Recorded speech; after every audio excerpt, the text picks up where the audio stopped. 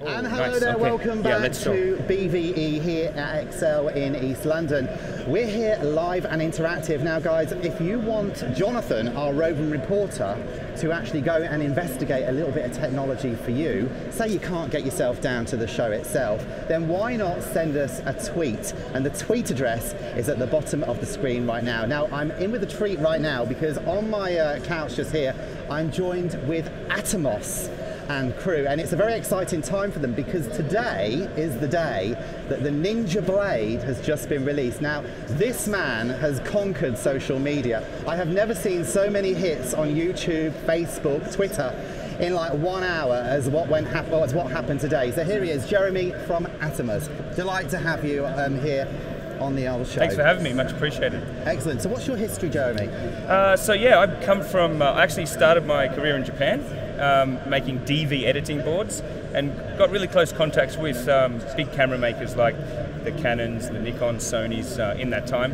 and we were making capture boards.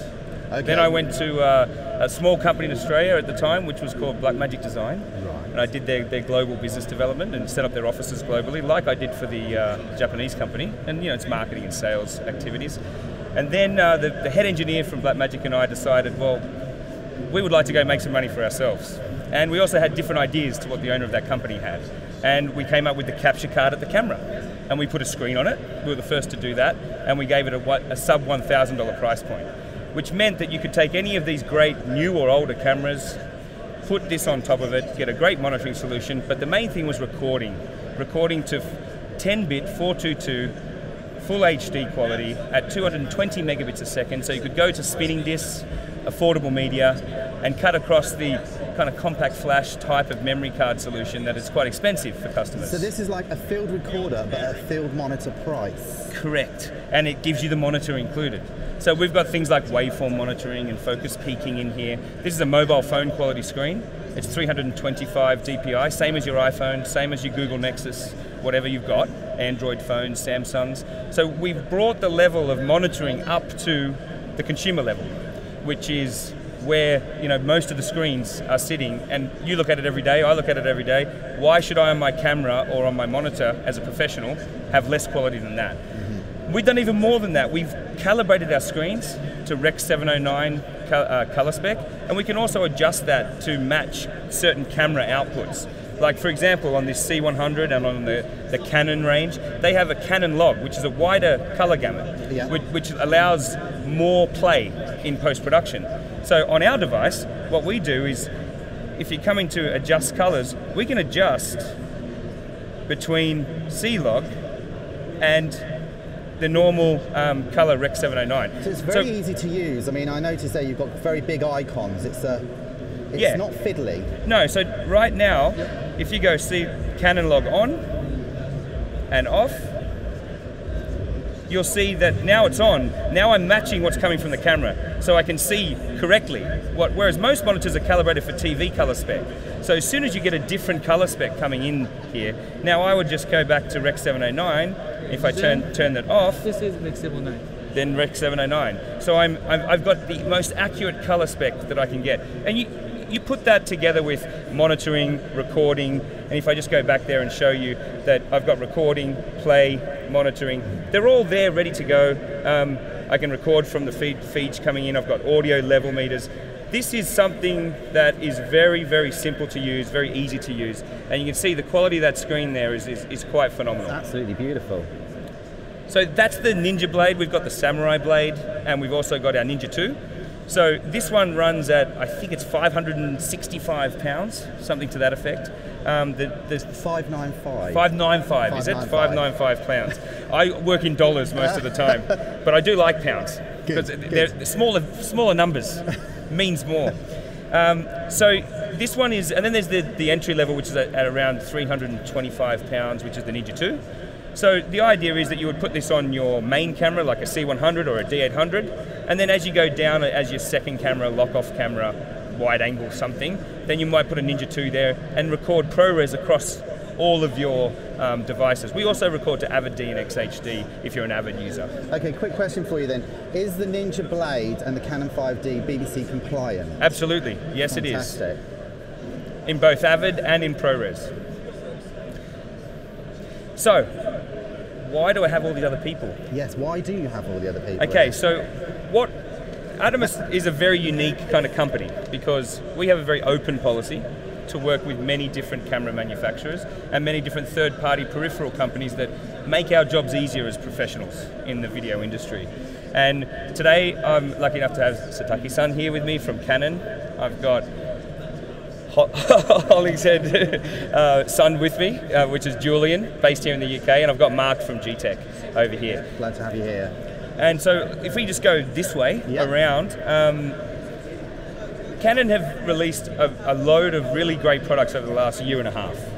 And they continue to update the firmware of those products for customers in a similar way that we update our firmware to give more functionality. Yeah. They're adding more and more features. And the combination of the C100 and the Ninja 2 originally, and now the C100 and the Ninja Blade, has really been a very popular arrangement for professional users. Yeah, from last BVE, it happens already, yes. Yes, it started to go very big. And why I brought Sataki-san on is to just have him show you some of the new features that Canon's got that really help make our combination an even stronger combination. Yeah. So I'll throw over to him on the two new features that... Okay, so this C100 has a dual pixel CMOS autofocus system. One dot consists from the left and right structure of the sensor. Yep. It detects phase differentiation. Then it gets the zero phase difference. Then it gets the first the autofocus. As you can see on this monitor,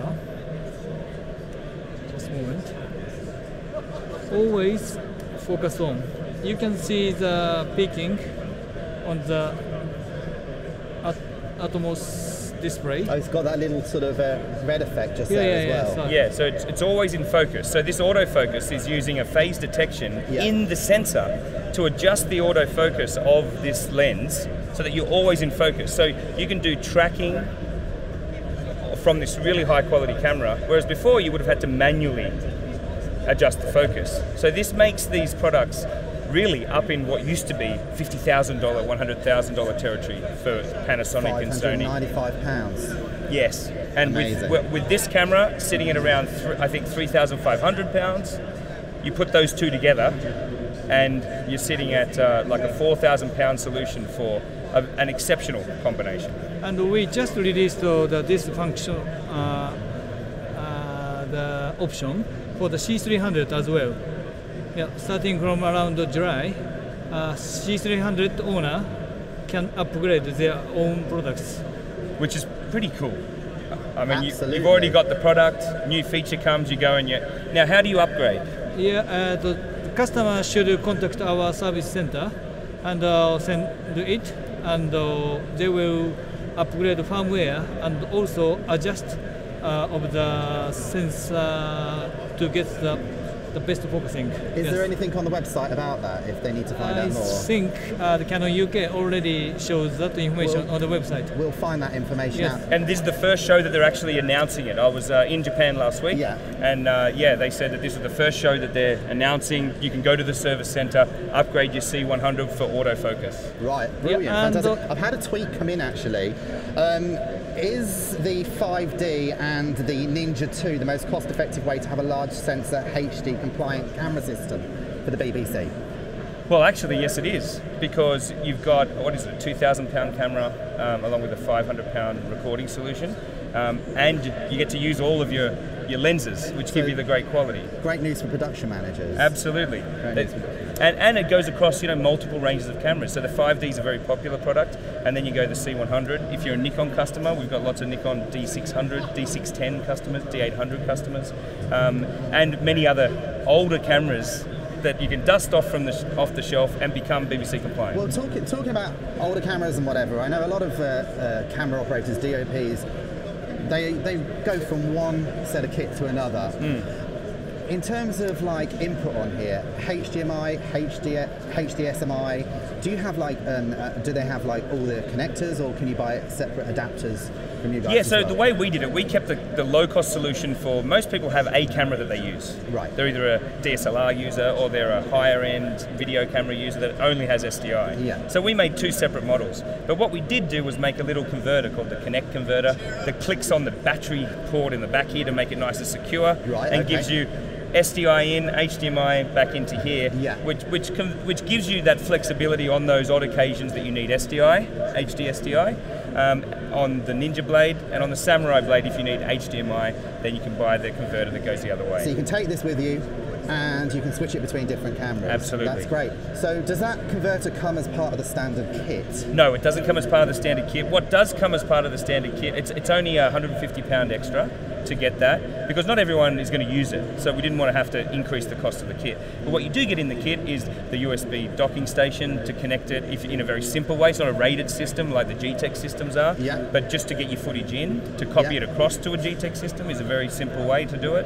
And we'll come over to G-Tech. We will. And you get all the battery adapters, you get the charger, you get it, and you get a Pelican case to put it all in. The hood. Along with the hood. With the hood as well. Included as well.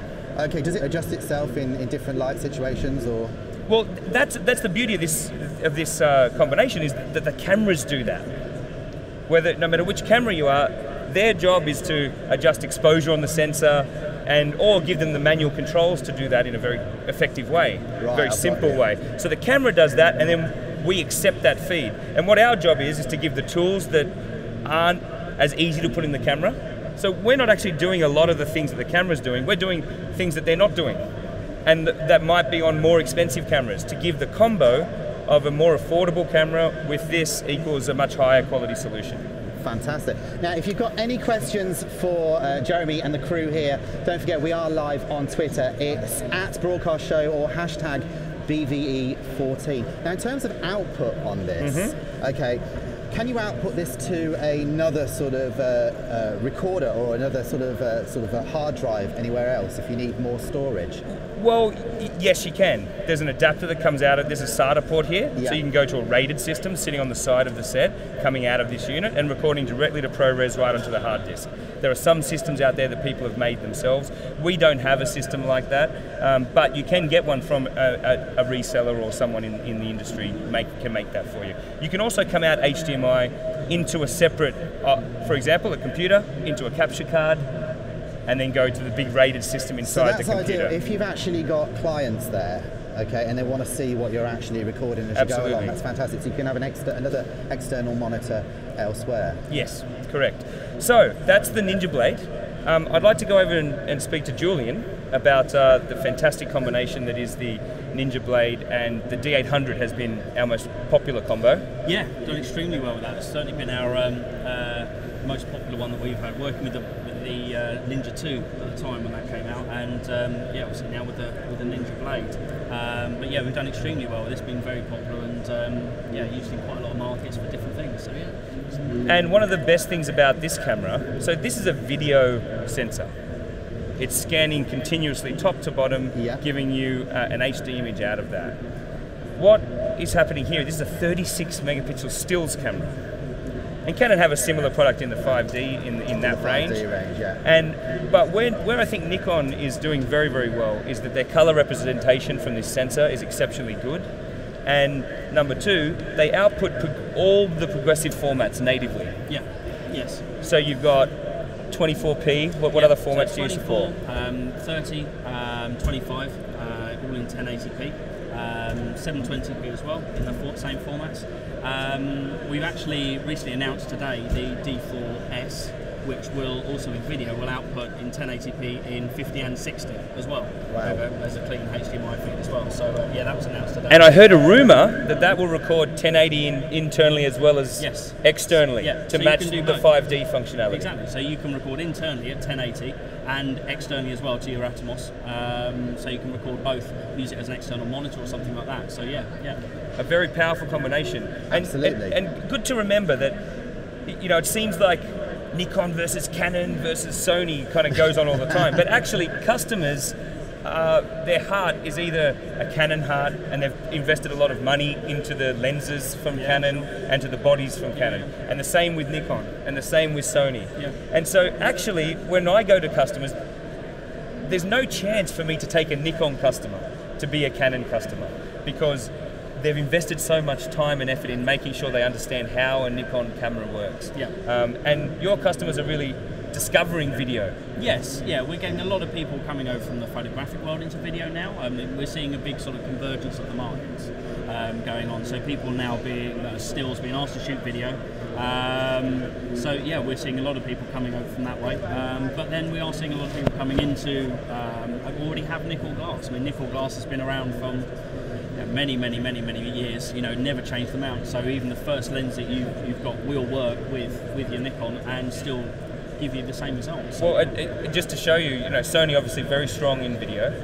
Almost all the FS700s I see out there are using Nikkor lenses. They're not using Sony lenses. They're not, and they're using Nikkor lenses because and I think it's the sharpness. When I ask customers what it is, they say it's the sharpness of that lens. Yeah, the sharpness and color rendition of the lens as well is another big thing. Because that's done by the coatings, isn't it? Yeah, mainly. It's different coatings. I mean, if you go for the very older lenses, they'll give a sort of yellowy sort of old sort of hue to the images, as opposed to the sort of crystal clear that sort of effects that you get with the current glass. So you do see different sort of effects coming from Sony from some of the older lenses as well. So but the benefit of that, if you've already got, you're shooting on Sony, you've already got all of the nickel glass, that's the only bit you need. So to put on you buy the body, and that's a nice second camera in a multi-camera shoot if you've got a major video camera. So we're very proud to be associated with these great Japanese companies on a local level in the UK especially, and we'd just like to encourage customers to remember that these are the types of companies that we are announcing and shipping our product today. We're not promising something years in advance and then not delivering it. Oh, that's good. That's good I think the trust that the customers have in these Japanese makers, and hopefully in Atomos as well, I consider myself part Japanese, living there for so long, then we can provide solutions to them that are flexible, affordable, and really get the job done in a much faster way. And so the last person I'd like to introduce is the person we haven't forgotten you. Yes. is Mark, who takes my disc. So acquisition is the first part in creating content, right? Now you actually have to take it and get it in your computer so you can create the final product to air on the BBC or wherever else. So what we do is enable that with multiple solutions, but the one I have here today is our G-Dock, part of our Evolution series, which is all about flexibility and scalability. So you can take the content that you've just shot and immediately on your computer through Atomos has a dock that they provide that comes with the Ninja Blade or the Ninja 2 or whichever product you purchase. Connect that to the USB 3 port, and then through Thunderbolts, say onto a Mac laptop, or now as that's coming to the PC world as well, you could connect into one of the new HP ZBooks as well, or something like our G-Dock here. You immediately want to make multiple copies so that you're backed up. Give to clients. Give to clients, exactly. So this enables that. You can even daisy chain this, and using a application like Shotput Pro, make multiple copies simultaneously to save time over having to swap out drives back and forth. As I said, it's all about that flexibility and scalability and efficiency of workflow. Time is money on set. And safety of having multiple copies. Yes. I mean, I watch video people every day. They get very panicky when they don't have 3 copies. Exactly. Of the footage, right? You guys taking the memory card, copying it immediately to the computer. Exactly. And in this case, we add to that security by even having the modules themselves that go in here are ruggedized. So you can they're drop tested to a meter, so the knocks that you have on set, no big deal. But the other thing is, if you want to, let's say you're using a 5D or a D800 and want to be going light with you've got your Ninja, your D800 or your 5D, and you're doing a documentary shoot or something where you need to be very mobile. These also work on their own on USB 3. Wow. So you can again make that backup very quickly. Bus powered just on a laptop, so you don't even you can use all batteries. So I do 2 copies. I buy this, what's this one called? This is the G-Dock. Okay, I buy the G-Dock. I've got 2 copies in there. I copy my Atomos footage across to both of them. Correct. I keep one. I reuse my Atomos for the next shoot, Yep. and I give the other one to the client. Yep. Yeah, is that a pretty typical workflow? That's pretty typical, or even I would maybe daisy chain 2 of these together, or make 2 more copies, or well, at least 1 more copy, so that you still have you have 2 on your own, so you can be reusing this safely, not having to worry that if something were to happen, if you were to lose one, whatever in luggage or who knows, we can. Some of our GT members are extreme photographers. They shoot all around the world. You never know what you're going to run into, or who you're going to run into, so to speak. So you never know what might happen to your content. So it's always nice to have 2 copies that are both on their way back to the production office, one way or another. Yeah, fantastic. No, that makes a lot of sense. Thanks a lot, Mark. We just had a tweet come in, and someone just asked, is there a Thunderbolt solution for both the G-Tech and for the Atomos products? Yeah. So I'll answer my bit first, and then I'll let you answer. We do have a solution. We thought about making a docking station for Thunderbolt, but the development cost to do that would have been quite substantial. What we discovered was the Seagate, and I repeat, the Seagate GoFlex, $89 caddy system. Now, they have their own caddy that goes in, but it just so happens that the Atomos caddy fits perfectly into the Seagate GoFlex caddy system. Yep. That's $89, I think it's about £50. So for that person who tweeted in, there is already a solution out there. You can go down to your local Seagate reseller and buy that docking station, and it works with us now. But on a higher level... So G-Tech, this is a Thunderbolt solution. If you notice on the back of the dock is dual port Thunderbolt.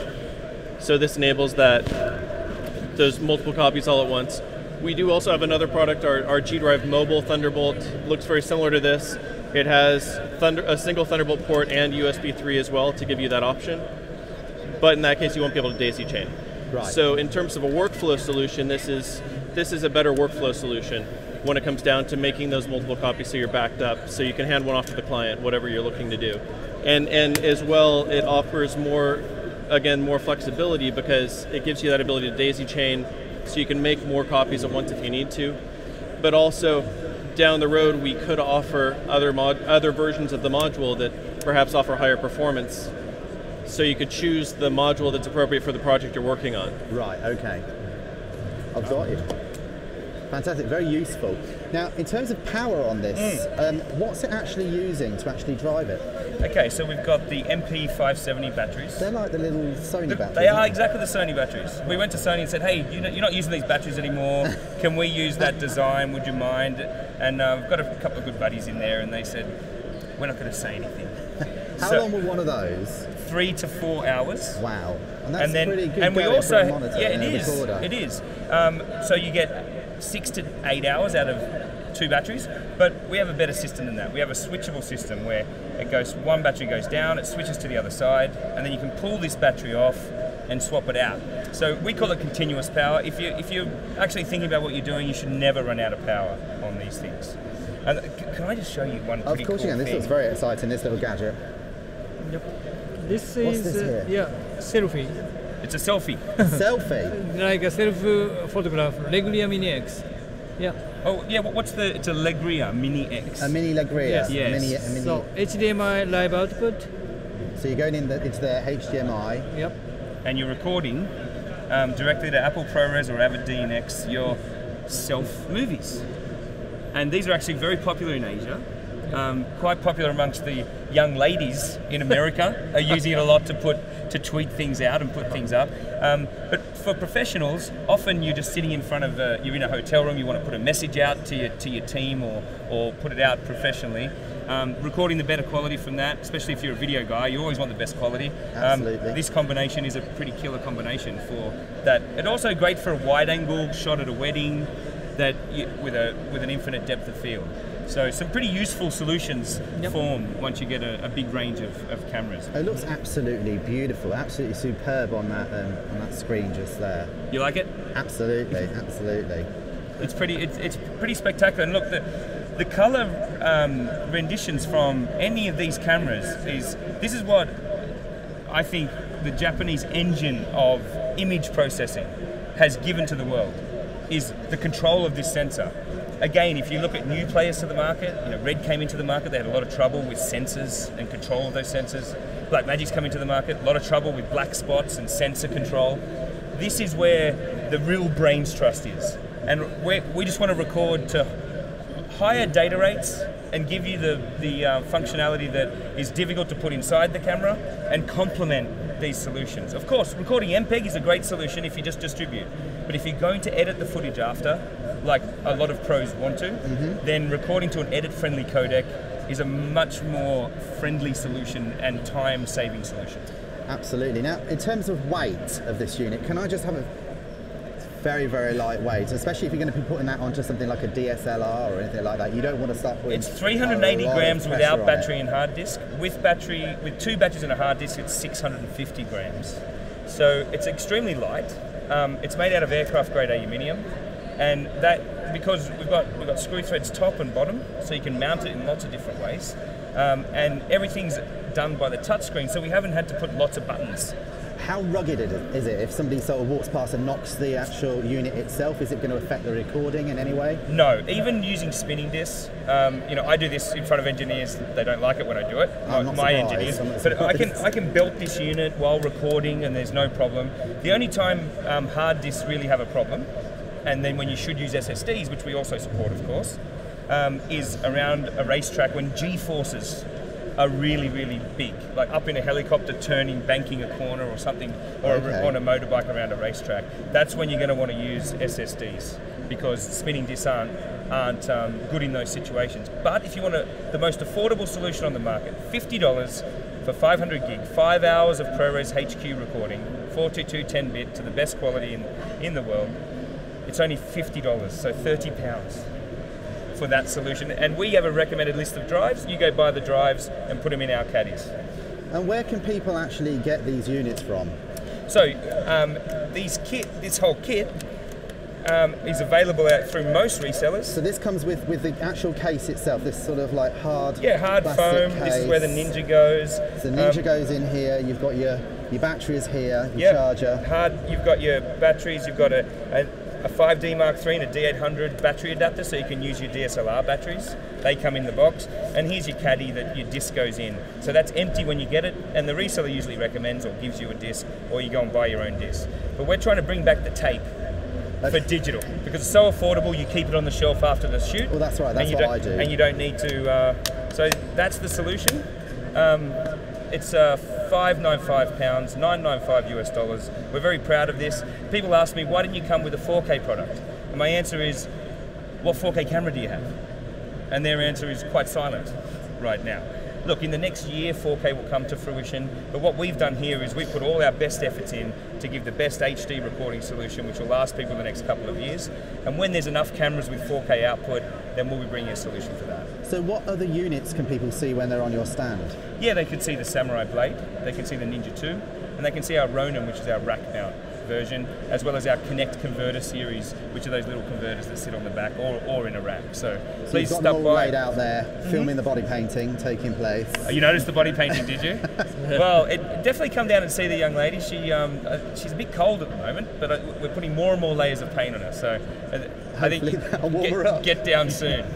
That'll warm her up. Okay, if you want to send in a tweet, do so. It's at Broadcast Show. We are completely live, we're interactive, and it's also hashtag BVE14. Now, we're talking about controlling our crew here today. Now, our Jonathan is out and about on the show floor, roaming around. If you can't make it down here to the Excel and you want to see a bit of kit, okay, you want him to get his hands dirty, you want him to experiment and use it, or you've got any questions you want to ask any suppliers, then do get in touch with us via Twitter. And of course, the address is at the bottom of the screen right now. We've got loads and loads of exciting things coming up for you over the next few days. Loads of interesting guests. It's been an absolute pleasure having you all here on the couch with me. Enjoy the rest of the show. Good luck, guys. Thank you. Thank you. Thank you.